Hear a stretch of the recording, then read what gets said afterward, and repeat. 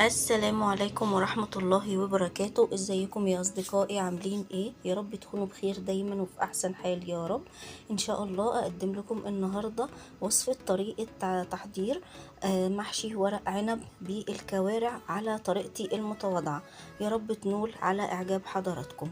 بس قبل اي شيء هنقول بسم الله وما توفيقي الا بالله، علشان ربنا يحسن ما بين ايدينا وتكون خير وبركة ربنا معانا ان شاء الله، والحاجة تطلع حلوة وتعجبنا. اشوفكم بعد ما قدمت القناة لمدة 30 ثانية.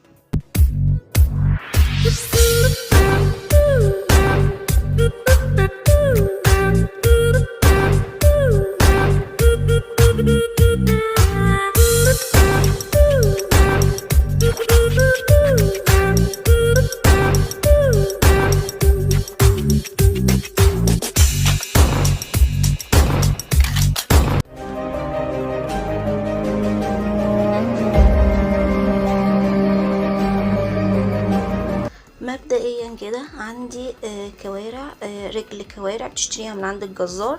الكيلو تقريبا بيبقى عامل من 300 400 جنيه. دي رجل واحدة، في منها احجام كبير وصغير ووسط. انا اشتريت رجل واحدة كبيرة. تمام. ده شكلها.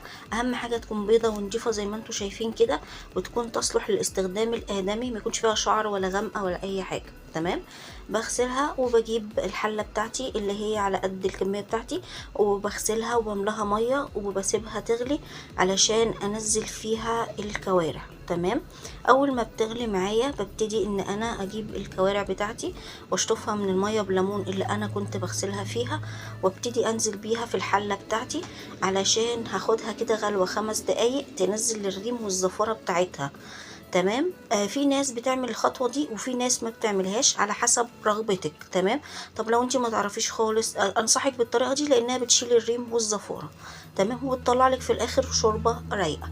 مبدئيا بنحط الكوارع كده في الحله بتاعتنا وبنسيبها تغلي لمده 5 دقايق علشان تطلع ريحه الزفاره والريم بتاعتها. تمام. هسيبها بقى 5 دقايق على النار. هنا هي غليت معايا. تمام. شفتوا شايفين الريم؟ شايفين الحاجة اللي هي الريم طلع على الوش ازاي والزفارة طلعت ازاي. بعد 5 دقايق باخد المية دي برميها واشيل الكوارع منها، وبعدين بحط مية، بغسل حلة وبحط مية نضيفة. هنا انا رميت المية خالص اللي كان فيها الريم، وحطيت ميه جديده وغسلت الحله من جديد وحطيت ميه جديده، وهسيبها تغلي عشان احضر الشوربه. في الوقت ده على ما تغلي هروح احضر مكونات الشوربه بتاعتي، وانتي حضري حسب رغبتك. حطيت عدد 2 بصلتين، ملح وفلفل، طماطمايه